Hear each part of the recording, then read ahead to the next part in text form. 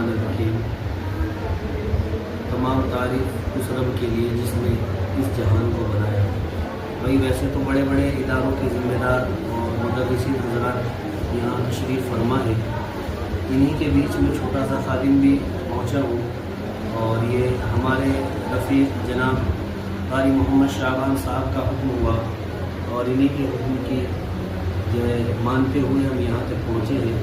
آج الحمدللہ مدرسے کے اندر ہم نے جو جائزہ لیا، بھائی ہم نے بڑے بڑے مدرسوں کے اندر وہ نظام تعلیم اور نظام تربیت نہیں دیکھا جو اللہ کے فضل و کرم سے قاری محمد شعبان صاحب نے مدرسے کے اندر ایک نظام بنایا ہے، اور دونوں نظام قابل تعریف ہے۔